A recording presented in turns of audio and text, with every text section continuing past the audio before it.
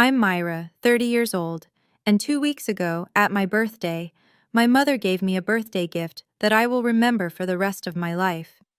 Imagine this: 40 guests, a 5-star restaurant, candles glowing on a cake.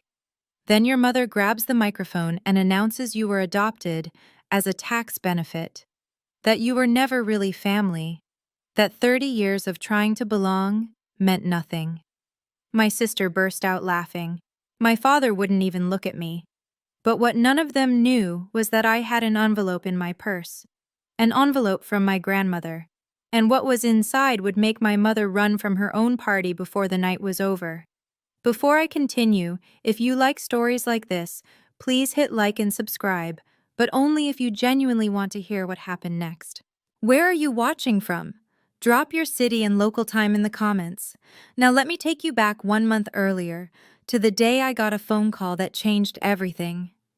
It was almost 8 o'clock on a Thursday night. I was still at my desk at Harrison & Cole Architecture, reviewing blueprints for a renovation project that wouldn't matter in 48 hours. My phone buzzed. Unknown number, Boston area code. I almost ignored it. These days, unknown numbers usually meant spam, but something made me answer. Miss Anderson? A man's voice, measured, professional. My name is Theodore Whitman. I was your grandmother's attorney. I straightened in my chair. Grandma Grace had passed 6 months ago. We'd had the funeral, read the will, said our goodbyes. Why was her lawyer calling now? There's a matter I need to discuss with you, he continued. In person. It concerns documents your grandmother left specifically for you. I don't understand. The estate was already settled. This is separate. He paused. Your grandmother left explicit instructions that no one else in your family should know about this conversation. She was very particular about that. My heart began to pound. Grandma Grace was the only person in my family who'd ever made me feel like I wasn't an outsider. She'd held my hand at family dinners when Patricia made her little digs. She'd whispered to me once when I was crying in her garden, "You belong here more than you know, sweetheart. One day you'll understand." I'd never understood what she meant. When can we meet? I asked. Tomorrow morning, 9 o'clock. I'll text you the address. After I hung up, I sat in my dark office for a long time. Grandma Grace had kept secrets. Secrets meant only for me. Part of me was afraid of what I'd find. A bigger part needed to know. That night, I came home to my apartment, the cramped one-bedroom I rented alone because living with family had never been an option. My phone buzzed again. The family group chat. Patricia Anderson, my mother, or rather, the woman who raised me, had sent a message. Big news. We're throwing Myra a 30th birthday dinner at the Sterling. Saturday the 15th, 7 p.m. Everyone's invited. I read it 3 times. The Sterling was one of Boston's most exclusive restaurants. My parents had never, not once in 30 years, thrown me a party like that. For my 18th birthday, I got a quiet family dinner. Grocery store cake, a card with nothing written inside except "Happy Birthday." That same year, Jenna turned 15 and got a pool party with 30 friends, a DJ, and a professional photographer. I remembered sitting at my own birthday dinner, watching Patricia introduce guests. This is Jenna, our daughter, and this is Myra. That pause, that tiny, deliberate pause before my name, I'd heard it 1,000 times. I stared at Patricia's text. Why now? Why this sudden grand gesture? Something felt wrong, like finding money on the street and knowing there had to be a catch. But maybe, whispered a hopeful voice I couldn't quite silence, maybe she's finally trying. Maybe this is different. I typed back, "Wow, thank you so much. I'm so surprised." Patricia replied immediately, "You deserve it, sweetheart." Sweetheart. She'd never called me that before. I set down my phone and stared at the ceiling. Tomorrow I'd meet with Grandma Grace's lawyer. Something told me I should know what was in those documents before I walked into any party Patricia planned. Theodore Whitman's office smelled like old leather and expensive mahogany. He was exactly what you'd expect. Silver hair, wire-rimmed glasses, the kind of handshake that meant business. "Please, sit." He placed a large envelope on the desk between us. Cream-colored, sealed with wax, stamped with Grandma Grace's initials. G.A. "Your grandmother prepared this 5 years ago," he said.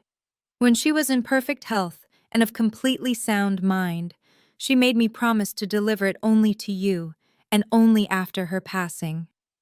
I touched the envelope. It felt heavy with secrets. What's inside? A copy of her will, a personal letter, and a smaller sealed envelope she instructed you not to open unless, in her words, absolutely necessary. He met my eyes. "She said you would know when the time was right." My hands trembled as I broke the seal. The will came first. I scanned the legal language until I found my name. "I hereby bequeath the Anderson estate, along with all property and contents therein, to my granddaughter, Myra Anderson." I stopped breathing. The Anderson estate, Grandma Grace's mansion, the house where every holiday dinner happened, every family reunion, every important gathering. The house Patricia had decorated and maintained for 20 years, as if it were already hers. This can't be right. It's entirely legal. 3 independent attorneys witnessed the signing. Video documentation exists. But why me? Mr. Whitman handed me the letter. "Perhaps this will explain." He leaned forward. "The will goes public in 2 weeks. Your grandmother wanted you to have time to prepare." "Prepare for what?" His expression was grim. "For what your family might do when they find out." I waited until midnight to read Grandma Grace's letter. My apartment was dark except for one lamp. Outside, Boston hummed with distant traffic. I unfolded the pages, her elegant handwriting, achingly familiar, and began. "My dearest Myra, if you're reading this, I'm gone. And there are things I should have told you when I was alive. I wasn't brave enough then. I'm sorry. First, know this. I have loved you from the moment I first held you.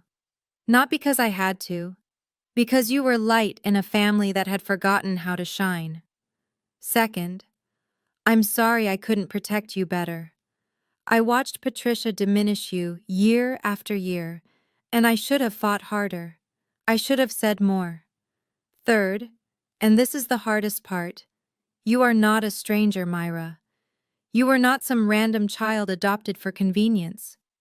You belong to this family more deeply than anyone has told you. You are my blood, my real blood. I cannot explain everything in this letter. The small envelope contains the full truth. Documentation, proof, everything you'll need when you're ready. But open it only when you must, when you're ready to face what it means. Be brave, my darling girl. You are so much stronger than they've ever let you believe. All my love, forever, Grandma Grace. I read it again, and again. You are my blood. What did that mean? I was adopted. Patricia had made sure I never forgot it. But Grandma Grace said I belonged, said there was proof. I looked at the smaller envelope, still sealed. Only open when absolutely necessary. I locked it in my safe that night. Something in my bones told me I'd need it soon. What I didn't know then, what I wouldn't learn until much later, was that across town, Patricia was making plans of her own. I pieced the story together afterward, from what Aunt Helen told me, and what I could infer from the wreckage. Patricia was pacing her living room. Jenna sat on the couch scrolling through her phone.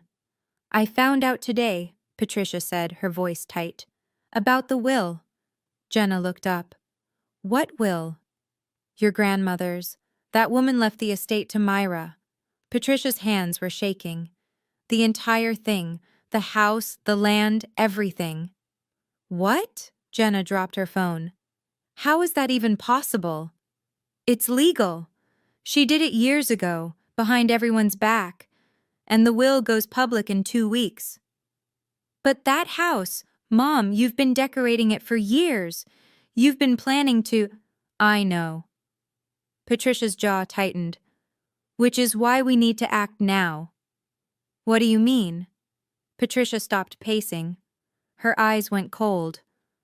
The birthday party. 40 guests. Everyone who matters. Jenna frowned. I don't understand. Myra has spent 30 years trying to earn her place in this family. She's desperate to belong. Patricia smiled, but there was nothing warm in it. If we humiliate her publicly, really humiliate her, she'll be too ashamed to show her face again. And once she's gone, contesting that will become much easier. Jenna hesitated. Mom, that's kind of harsh. That house was supposed to be yours, Jenna. Are you going to let some adopted charity case take it? The hesitation faded from Jenna's face. What do you need me to do? They had no idea what Grandma Grace had left me, and they had no idea I was ready to use it. 1 week before the party, I was at Nordstrom, doing something I rarely did, spending money on myself. A dress. Something beautiful. If my family was actually throwing me a real birthday party, I wanted to feel like I deserved to be there. The emerald one, said a voice behind me. It'll bring out your eyes. I turned. Lucas Smith, my closest friend at the firm, was grinning. Are you stalking me now? Saw you through the window. You looked like you were overthinking. He tilted his head. Talk to me. So I did. I told him about the lawyer, the will, the letter. Not everything, not the part about being blood, but enough. Lucas listened without interrupting. Then he said something I'd never forget. Myra, you've walked into that family's traps your whole life. If there's even a chance this party is another one? He looked at me seriously. Don't go in empty-handed. What do you mean? Bring everything your grandmother left you, just in case. Lucas, I don't want to turn my birthday into a war. You might not have a choice. He squeezed my shoulder. Just be prepared. That's all I'm saying. That night, I laid everything out on my bed. The will, the letter, the sealed envelope I still hadn't opened. The clutch I'd bought was small, barely room for a phone and lipstick, but just big enough for the truth. I tucked the envelope inside. Just in case, I told myself. I didn't know then how right Lucas would be. I didn't know that in 7 days, I'd stand in front of 40 people, and those documents would be the only thing standing between me and complete destruction. The sterling took my breath away. Crystal chandeliers cast dancing light across white tablecloths. Floor-to-ceiling windows framed the glittering Boston skyline. A U-shaped banquet table dominated the room, and at its center sat a chair wrapped in ribbon. My chair. 40 guests had already arrived, relatives I saw once a year, friends of my parents, a few colleagues Patricia had insisted I invite, to make it look real, I'd later realize. Myra, birthday girl!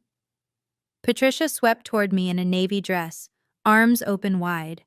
Her hug was stiff, her smile not quite reaching her eyes. Thank you for all this, I said. It's a lot. You deserve it, sweetheart. That word again, sweetheart. My father, Richard, appeared next. Brief handshake, eyes that wouldn't meet mine. Happy birthday, he murmured, already retreating. Jenna didn't bother with hello. She stood in the corner, phone raised, recording, like she was documenting a zoo exhibit. Then I saw her, Aunt Helen. She'd flown in from California, which she almost never did. My father's sister. The only one who'd ever defended me when I was young. She crossed the room and wrapped me in a real embrace. Warm, protective, and she whispered something that made my blood go cold. Whatever happens tonight, remember, Your grandmother would be proud of you. I pulled back. What do you mean? A server called everyone to their seats before she could answer. I sat in my ribbon-wrapped chair, clutch in my lap, scanning the faces around me. 40 witnesses. Whatever Patricia had planned, she wanted an audience. Fine. If she wanted an audience, she'd get one. The envelope pressed against my thigh like a heartbeat. Dinner was fine. Salmon, asparagus, polite conversation. I almost relaxed. Then Patricia stood. She smoothed her dress, walked to the small podium, and tapped the microphone. Conversation died instantly. Thank you all for being here tonight. Her voice was honey. We're celebrating someone very special. Our Myra is turning 30. Applause. Smiles. I gripped my napkin beneath the table. 30 years, Patricia continued. Can you believe it? It feels like yesterday that she came into our lives. Something shifted in her tone. A slight edge, barely perceptible. I've been thinking a lot lately about Myra's journey, about where she came from, about everything this family has done for her. The air in the room changed. I felt it before I understood it. We've supported her through school, through her career, through everything. Patricia's smile widened. We've loved her like she was one of us. Like. My stomach dropped. But I think. Patricia paused dramatically, scanning the room. It's time we were honest. Don't you? Murmurs rippled through the guests. Confused glances exchanged. I looked at my father. He was staring at his plate, shoulders hunched, refusing to look up. I looked at Jenna, phone raised, recording, smiling. For 30 years, Patricia announced, we've kept a secret. But secrets have a way of coming out, don't they?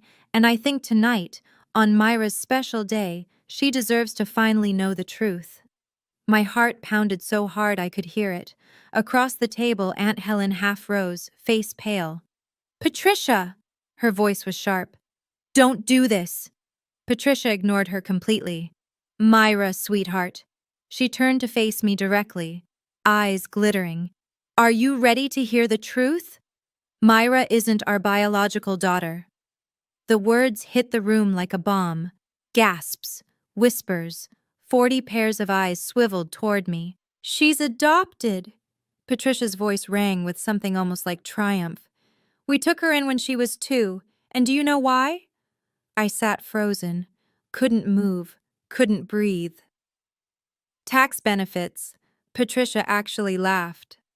The government had this wonderful program back then. Adopt a child, get a nice deduction. Richard and I thought, well, why not? We could use the write-off. My ears were ringing.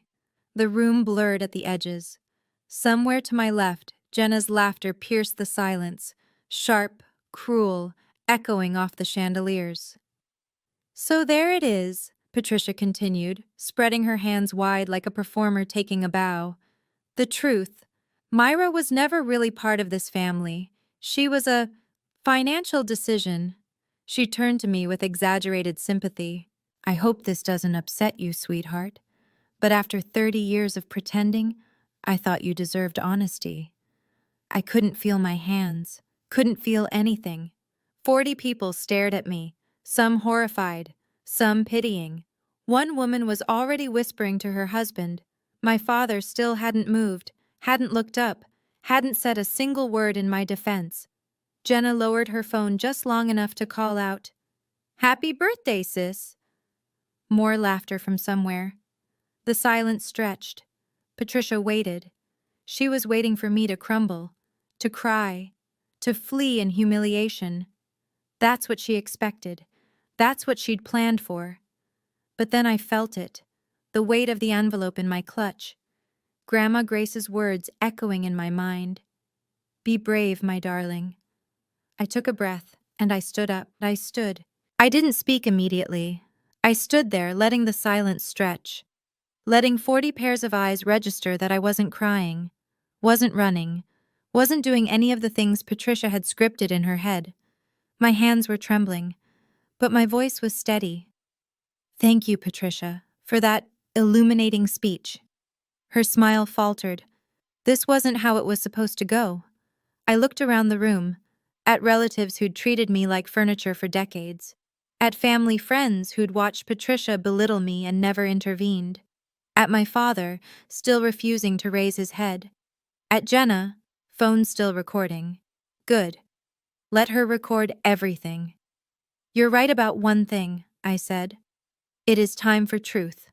I reached into my clutch. Patricia's expression flickered. Uncertainty crept into her eyes. Myra, this really isn't the… Oh, but it is. I pulled out the envelope. Cream-colored. Grandma Grace's initials stamped in wax. You wanted to do this publicly, Patricia, before 40 witnesses, so let's do it properly. The room went absolutely still. I caught Aunt Helen's gaze. She gave me a small, almost imperceptible nod. Your grandmother would be proud. I looked down at what I held. Everything Grandma Grace had saved for me. Everything she'd wanted me to know. For one moment, I considered putting it away, walking out, taking the high road. Then I remembered every Christmas dinner where I sat in the corner, every birthday forgotten, every time Patricia introduced Jenna first and treated me as an afterthought. 30 years of being made to feel like I didn't belong, no more. Ready, Patricia? I asked calmly. For the truth? Her face had gone white. 2 weeks ago, I began, my voice carrying across the silent room. I received a call from Theodore Whitman, an estate attorney. Some of you may know him. He handled my grandmother's affairs. Patricia went rigid. He had documents to give me. Documents my grandmother prepared 5 years ago when she was healthy and sharp and knew exactly what she was doing. I held up the envelope. This is a copy of her will, certified, witnessed by 3 independent attorneys, completely legal. Myra. Patricia's voice was strained. This isn't the place to discuss. This is exactly the place. I kept my tone calm, professional. You made it the place when you called me a tax write-off in front of everyone I know. Several guests shifted uncomfortably. Someone coughed. So, let's talk about truth, Patricia. You seem to love truth so much. I opened the envelope. Let me share some. Jenna had lowered her phone. Her smile was gone. My father finally looked up. His face had gone gray. I pulled out the first document. Want to know what this says? Patricia's eyes were wide with something I'd never seen on her before. Fear. It says Grandma Grace left me the Anderson estate. The house, the contents, the land, everything. The room erupted in whispers. That's impossible, Patricia started. It's entirely legal. I cut her off. I can recite the exact language if you'd like, word for word. Patricia's mouth opened and closed. Nothing came out. But here's the thing. I smiled. Calm, controlled.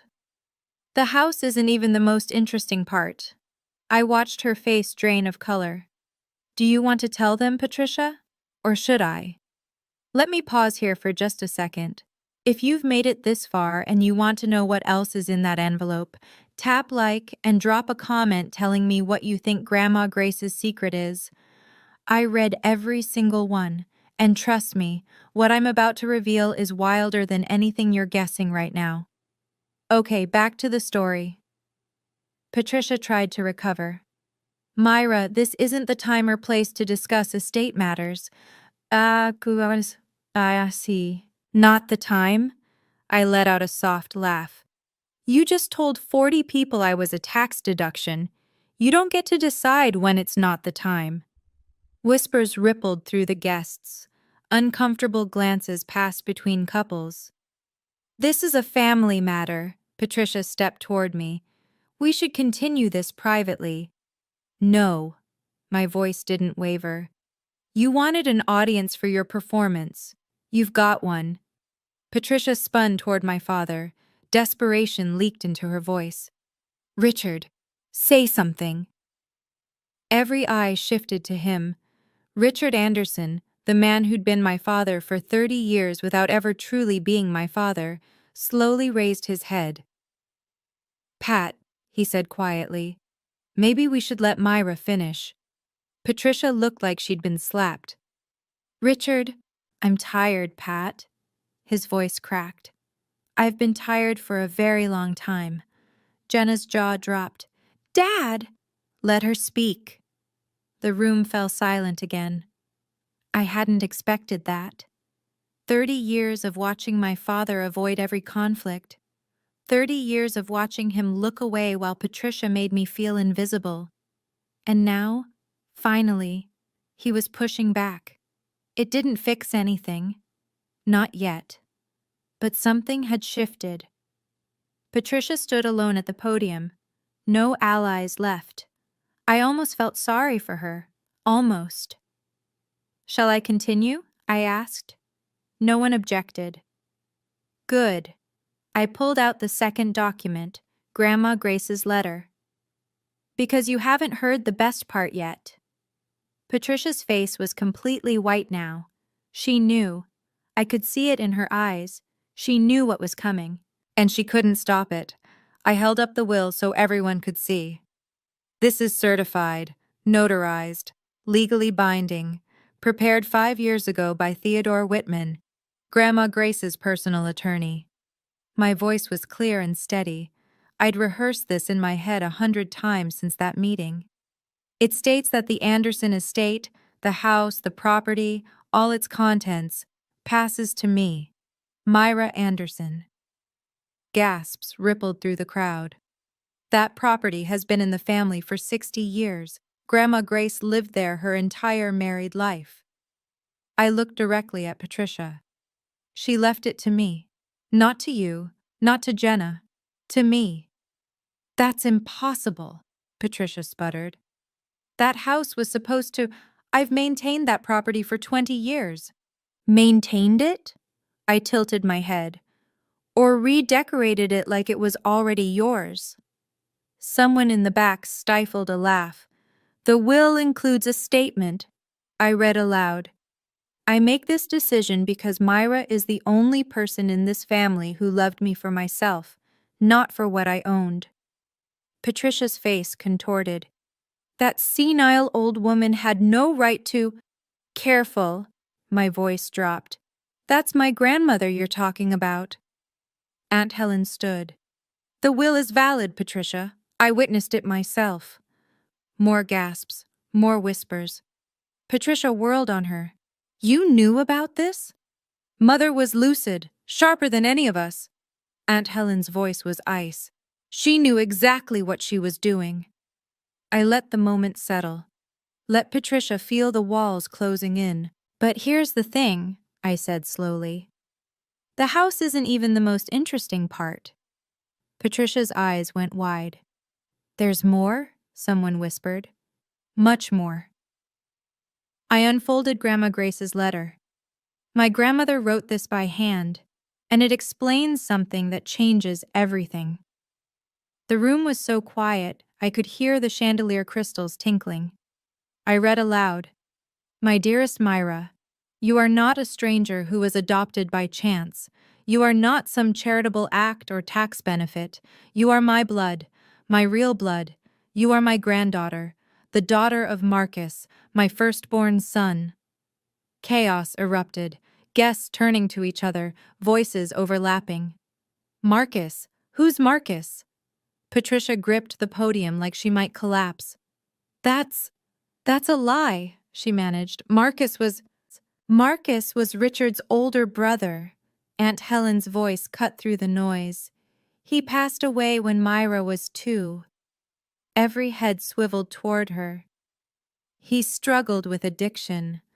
Our parents disowned him, pretended he'd never existed. Aunt Helen's voice was steady but heavy with old grief. When Marcus died, Mother was devastated. He had a daughter, a 2-year-old who needed a home. She looked at me, eyes glistening. Mother begged Richard to take her in, to keep Marcus's child in the family. I could barely breathe. Richard had tears running down his face. "You're my niece, Myra," Aunt Helen said softly. "You always have been." I turned to Patricia. "You knew." It wasn't a question. "You've known the whole time." She said nothing. Her silence was admission enough. 30 years. My voice shook slightly. You made me feel like an outsider for 30 years, when I had more right to be here than you ever did. Patricia opened her mouth. But I wasn't finished. And that's still not everything. I reached into the envelope and pulled out the smaller sealed packet, the one I hadn't opened until tonight. Grandma Grace had written on it, "Only open when necessary." If this wasn't necessary, nothing would ever be. "My grandmother left me one more thing," I said. "She told me to open it when I truly needed it." I looked at Patricia, at her white face, her shaking hands. "I think now qualifies." Patricia lunged forward. "Myra, wait. Whatever's in there. We can discuss this privately." "Privately?" I held the packet out of her reach. "Like you privately planned to humiliate me tonight? Like you privately recorded it so you could share my shame with everyone?" She froze. "Yes, I figured it out." I glanced at Jenna, who was frantically trying to stop her phone. "The public shaming, the recording. You thought if you embarrassed me enough, I'd disappear. Then you could contest the will without a fight." Patricia's mouth worked soundlessly. "How did you—" "It doesn't matter how." I carefully broke the seal. "What matters is what's inside." I pulled out 2 items. First, a DNA test result dated 28 years ago. Second, an old photograph, faded at the edges. I studied them for a long moment. My hands trembled, not with fear, but with the weight of understanding finally clicking into place. "Grandma Grace kept thorough records," I said quietly. "Very thorough." I looked up at Patricia. "Would you like to explain these, or should I?" Her face had gone from white to green. 40 people held their breath. I finally understood why Grandma Grace had chosen me, and why Patricia had spent 30 years trying to make me feel like I didn't belong. I held up the DNA test. This was taken when I was 2 years old, when Marcus, my father, was still alive. My voice was steady now, grounded in truth. "It confirms I'm his biological daughter." I studied the results again, at the detail that had made my breath catch when I first read it. "But there's something else, something about Marcus himself." Patricia made a strangled sound. "Marcus Anderson," I read clearly, "was not biologically related to Harold Anderson, the man listed as his father." The room erupted. "What does that mean?" someone called out. "It means," Aunt Helen said quietly, "that our mother had Marcus before she married our father. He was from a previous relationship. Harold adopted him when they wed, but Marcus was never a biological Anderson." I let that sink in. So Marcus wasn't Harold's biological son. I'm Marcus's biological daughter, which means— I paused. "The Anderson family has no blood claim to my grandmother's estate. Her property came from her family, not Harold's." I held up the photograph, a faded image of a young woman holding a baby. Same eyes, same smile. "You married into a family," I told Patricia, "that has no connection to this inheritance. The estate belongs to Grandma Grace's bloodline." I lifted the photo higher. "And that bloodline is me." Patricia swayed. "You spent 30 years making me feel like I didn't belong," I said, "but I'm the only one here who actually does." Someone started clapping, then another, then half the room. I didn't smile. I wasn't doing this for applause. I was doing it for truth, and the truth was finally free. Patricia attempted one final counterattack. This is ridiculous. Can be contested. These documents could be forged. They're not forged, Aunt Helen stepped forward. I have video of Mother signing the will. I have the original DNA results in a safety deposit box. And I have 20 years of documentation of exactly how you treated Myra. Patricia whirled on Richard. Richard, are you just going to sit there? Are you going to let them attack your own wife? Every eye turned to him. Richard stood slowly. For the first time all evening, he looked his wife directly in the eye. Myra is my niece, he said quietly. My brother's daughter. She's always been family. His voice cracked. And I've spent 30 years watching you tear her down, watching you make her feel worthless. And I never stopped you. I never protected her. He turned to me. I'm sorry, Myra. I'm so deeply sorry. I nodded. I couldn't speak yet.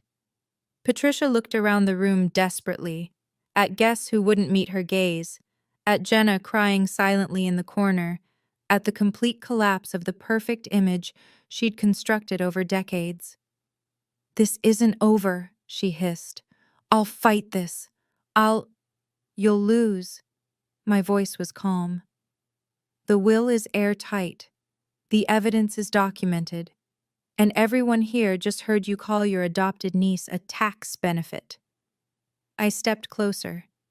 You wanted to humiliate me, Patricia. You wanted to make me disappear, but all you did was show everyone exactly who you are. Patricia's face crumpled. For the first time in 30 years, she had nothing to say. I let myself breathe. The anger was still there, coiled in my chest. But I refused to become what Patricia was. I didn't want revenge. I wanted something better. I didn't come here to destroy anyone, I said. I came because I thought, maybe foolishly, that this was actually a birthday celebration. A few guests shifted uncomfortably. You tried to take something from me tonight, Patricia. My dignity, my sense of belonging. But here's what you never understood. I looked at her steadily. I don't need your permission to know my own worth. I never did. I just spent 30 years believing I did. I gathered the documents and returned them to my clutch. The estate is legally mine, but I'm not throwing anyone onto the street. That house meant something to Grandma Grace. She loved the people in it, even you, though I can't imagine why. Patricia blinked. She hadn't expected mercy. But everything changes now. My voice hardened. I will not tolerate being treated like I don't matter. Not anymore. From this moment forward, I set the boundaries, not you. I turned to Aunt Helen. I have questions about Marcus, about Grandma Grace, about everything I was never told. She smiled through her tears. I'll tell you everything, sweetheart. I looked around the room one final time. Thank you all for coming to my birthday party. It's been educational. A nervous laugh rippled through the crowd. I picked up my clutch, straightened my dress, and walked toward the exit. Behind me, I heard heels clicking. Rapid, panicked. Patricia was leaving, running from her own party, exactly like I'd said she would. I didn't watch her go. I heard it, though. The sharp click, click, click of Patricia's heels on marble, the rustle of her coat, the heavy thud of the restaurant door. She was gone. Jenna stood paralyzed for a moment, mascara streaking her cheeks.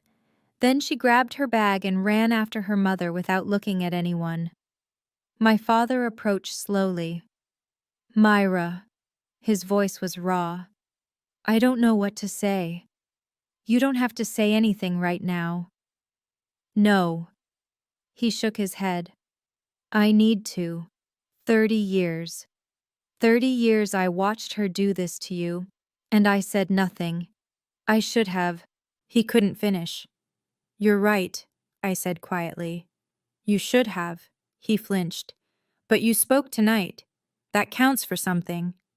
I met his eyes. It's not enough. Not yet. But it's a start. He nodded, wiping his face with the back of his hand. I need to go after her.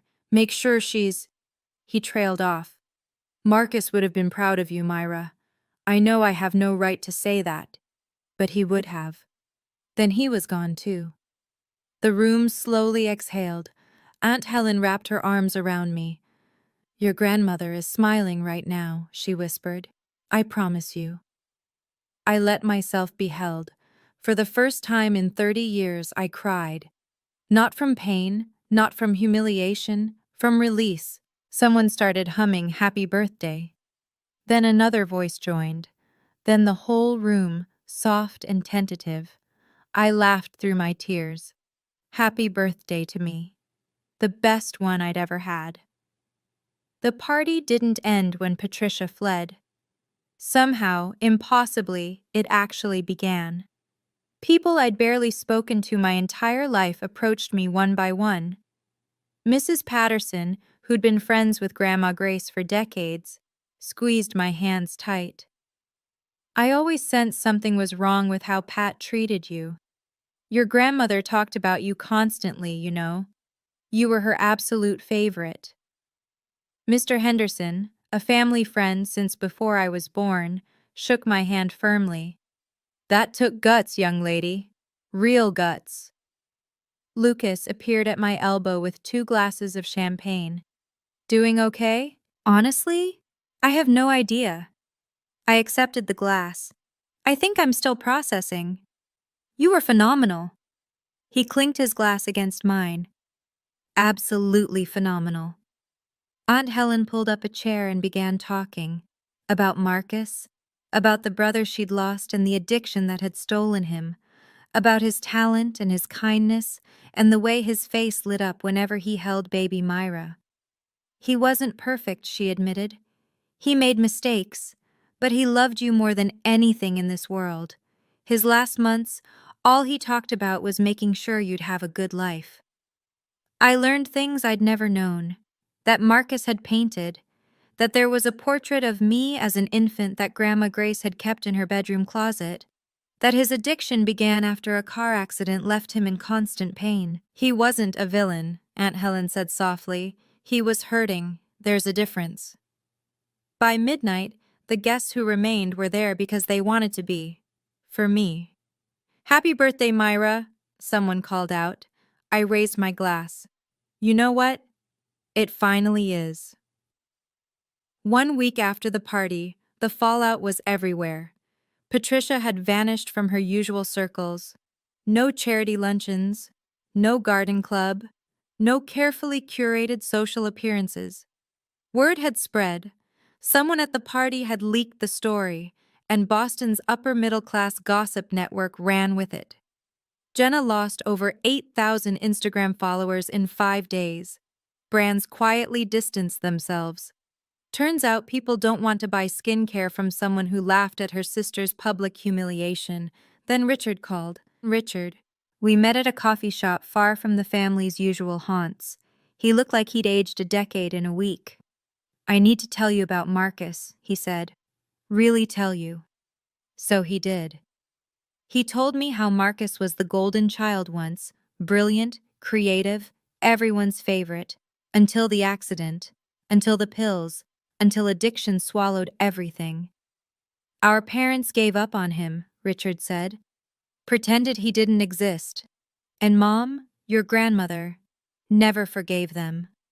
Never forgave herself either. She couldn't have saved him. No, but she saved you. He looked at me with red-rimmed eyes. She made me promise to take you in, raise you as my own. And I did, but I failed at the rest. I let Patricia control everything, let you grow up feeling unwanted. Why? Because I was a coward, his voice broke, afraid of confrontation, afraid of Patricia, afraid of everything. I didn't forgive him that day. I wasn't ready, but I didn't walk away either. This isn't the end, I said, but it might be a start. He nodded, tears streaming. Baby steps. That's all any of us can take sometimes. I know this story is heavy. If you've ever had to set boundaries with toxic family members, If you've ever felt like an outsider in your own home, I want to hear from you. Drop a comment, share your story. I read every single one, and honestly, knowing I'm not alone in this helps more than I can say. Okay, let me tell you what happened when I finally visited the estate. 2 weeks after the party, I drove to the Anderson estate. I'd been avoiding it.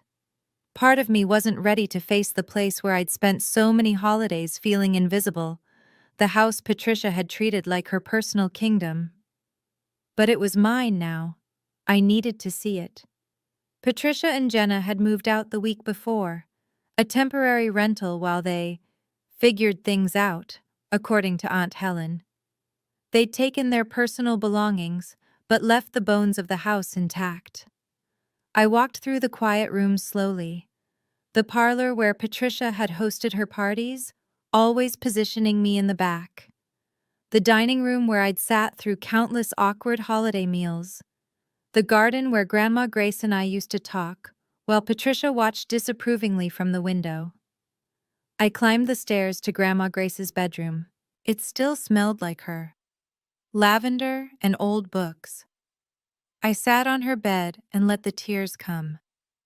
In her closet, behind winter coats and hat boxes, I found something I'd never seen. A cardboard box worn at the corners. Inside were photographs, dozens of them. Marcus as a child, Marcus as a teenager with paint-stained hands, Marcus holding a newborn baby, me, grinning at the camera like he'd won the lottery. On the back of that last photo, in Grandma Grace's handwriting, Marcus and Myra, my two greatest loves, 1994. I pressed the photo to my chest and sobbed. I'd never seen his face until now. But looking at him, I saw myself. The same eyes, the same crooked smile.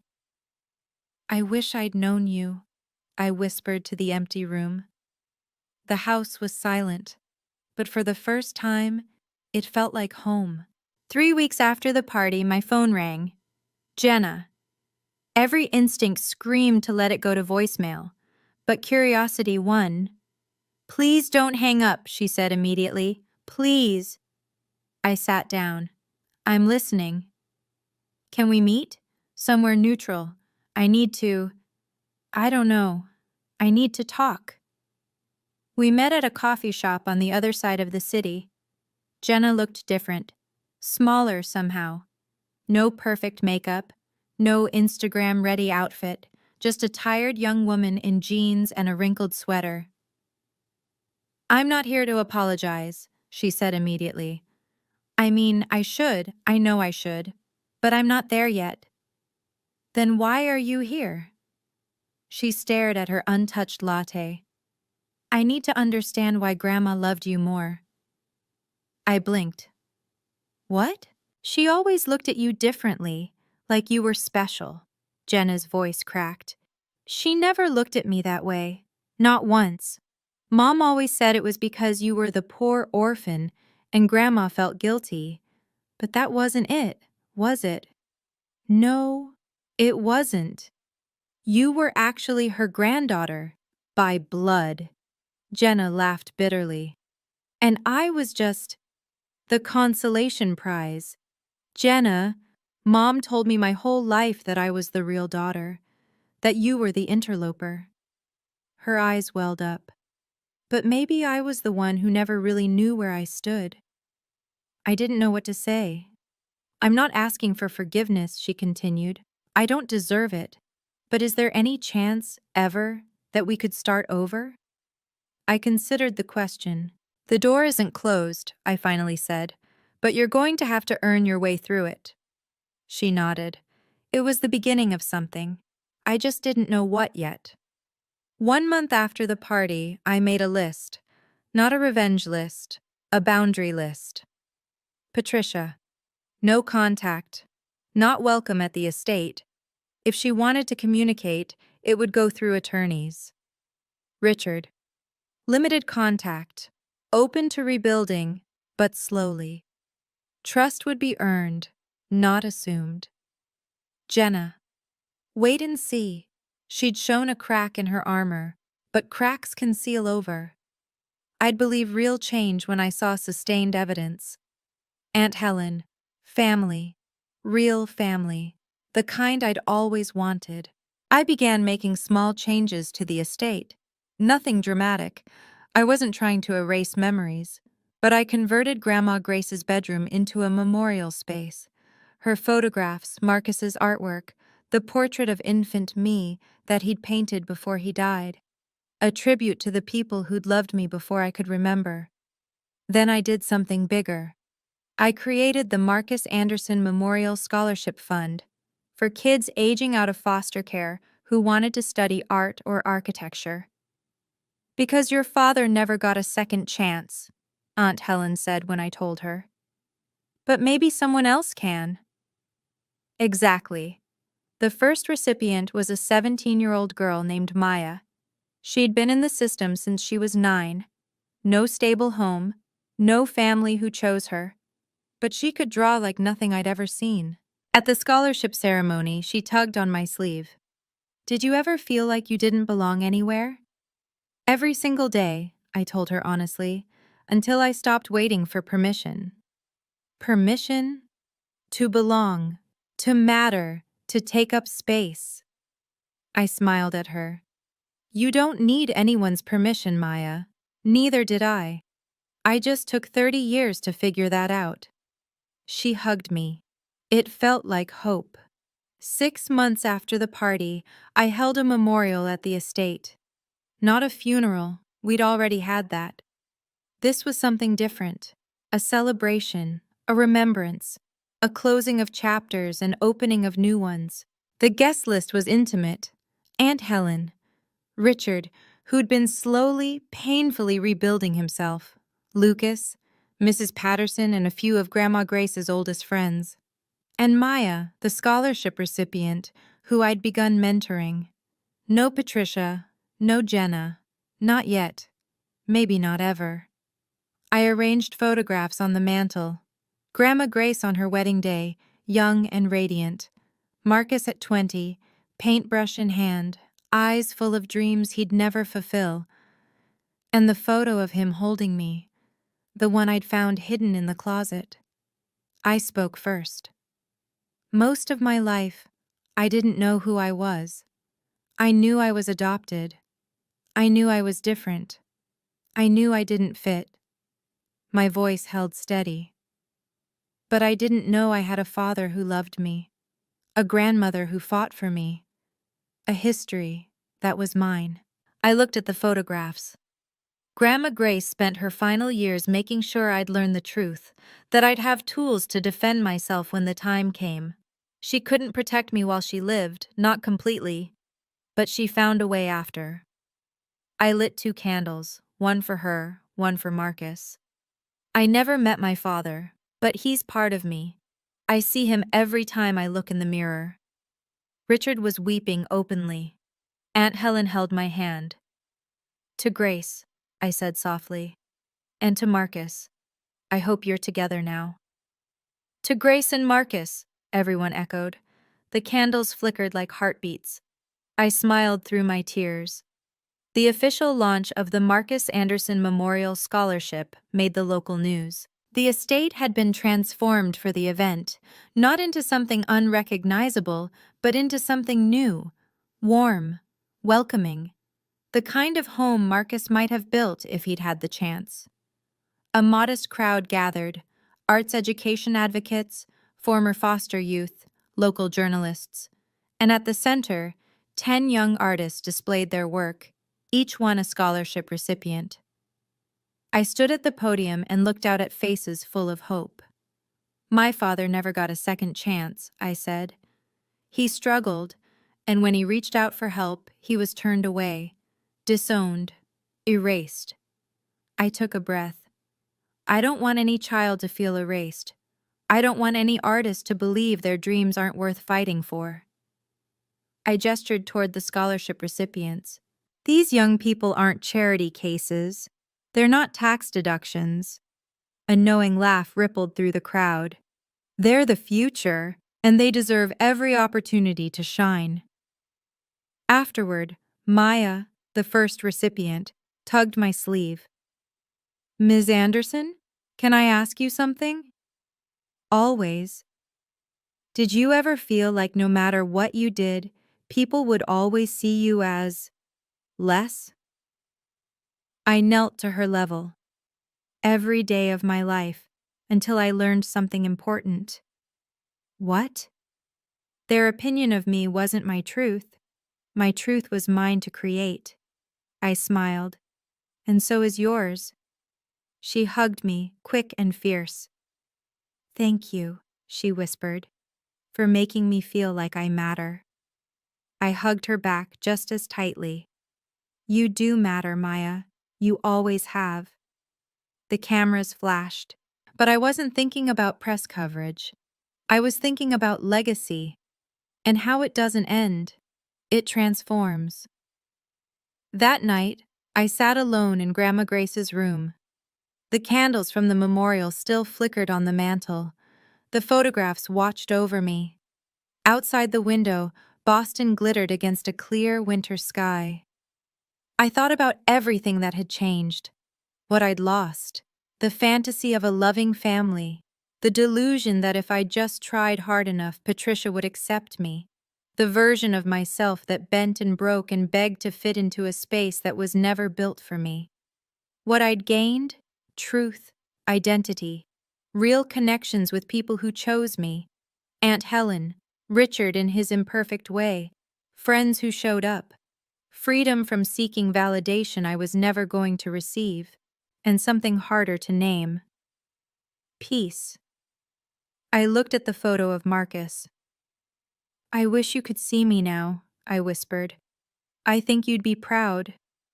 The candle flame danced as if in response. Grandma Grace had taught me something profound through her final gift. You can't force people to love you. You can't contort yourself into belonging somewhere that refuses to hold space for you. But you can build a life where you belong to yourself first, where your worth isn't a verdict handed down by others. That's what I'd finally done. I picked up my phone and typed a note. Things I know for certain. 1. I am worthy of love, my own first. 2. I don't need permission to belong. 3. Boundaries aren't cruelty, they're self-preservation. 4.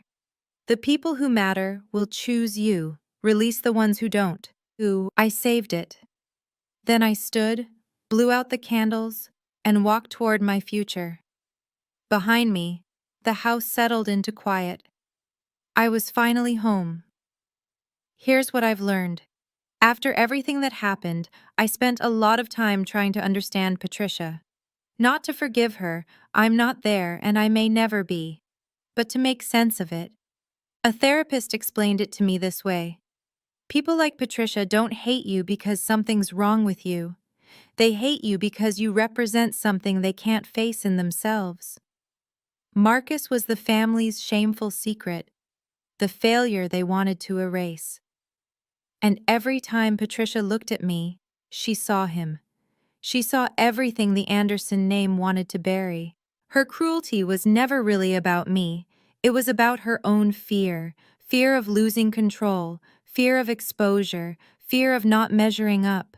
She managed that fear by making me small, by making me the problem instead of examining her own reflection. That doesn't excuse a single thing she did, not even close. But understanding it helped me stop blaming myself. And me? My weakness was always believing I had to earn love. I spent 30 years auditioning for acceptance, performing, bending, shrinking, trying to prove I deserved a seat at a table that was never going to welcome me. The truth is, you don't prove you're worthy of love. You simply are. If you're watching this and you're trapped in a relationship, family, romantic, friendship, where you constantly feel like you have to justify your existence, ask yourself, why am I performing? And for who? The people who genuinely love you will never make you audition for it. That's the lesson. That's what 30 years of pain finally crystallized into clarity. NCTA. Thank you for staying with me through this whole story. If any of it resonated, if you've ever felt like an outsider in your own family, if you've ever had to draw lines you were terrified to draw, if you've ever discovered a truth that rebuilt everything, I want to hear about it. Leave a comment. Tell me your story. I read every single one, and I promise you this: you're not alone. If this story meant something to you, hit subscribe, not for the algorithm, but because if you're still here, you probably understand what it means to fight for your own worth. And I want to keep sharing stories like this with people like you. Check the description for more. And remember, you don't need anyone's permission to belong. You never did. See you in the next one.